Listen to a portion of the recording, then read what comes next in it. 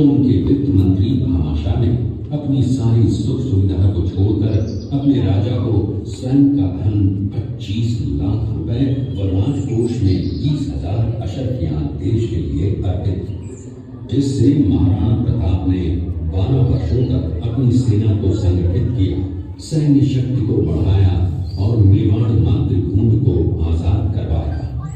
ये कुंभलगढ़ किला है। इस किले का प्राचीन नाम मच्छिंद्रगढ़ है। इस किले का निर्माण महाराणा कुंभा ने करवाया था।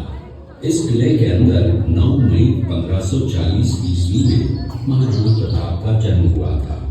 इस किले की ऊंचाई समुद्र तल से 3568 फीट की है। इस किले की दीवार 36 किलोमीटर तक फैली हुई है। इस दीवार का नाम ग्रेट वॉल ऑफ चाइना के बाद द्वितीय पायदान पर दर्ज है। इस किले के अंदर 360 प्राचीन मंदिर हैं। उन मंदिरों में से जग प्रसिद्ध महादेव का मंदिर सबसे प्राचीन। ये दृश्य मेवाड़ की प्राचीन राजधानी चित्तौड़गढ़ का है। इसी किले के अंदर महाराणा प्रताप का बचपन बीता था। इस किले की तलहटियों में महाराणा प्रताप ने अपने गुरु से शिक्षा प्राप्त की थी। ये किला 12 वर्ग किलोमीटर में फैला हुआ है।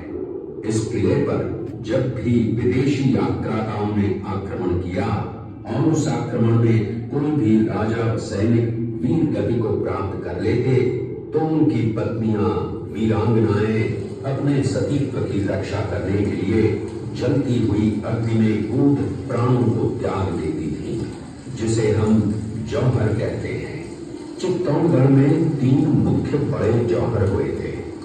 प्रथम जौहर 1303 ईस्वी में रानी पद्मिनी ने 16,000 स्त्रियों वीरांगनाओं के साथ जौहर किया था, सिर्फ अल्लाउद्दीन खिलजी के कारण। दूसरा जौहर 1535 ईस्वी में गुजरात के शासक बहादुर शाह के आक्रमण के कारण रानी कर्मावती ने वीरांगनाओं के साथ किया। और तीसरा जौहर 1568 ईस्वी में जब अकबर ने चित्तौड़गढ़ पर आक्रमण किया, उसी समय रानी फूलकुंवरी ने 7,000 वीरांगनाओं के साथ जौहर किया। फिर भी अकबर का मन नहीं भरा और अंत में हजारों आम लोगों का कत्लेआम करवाकर उन्हें मौत के घाट उतारा गया।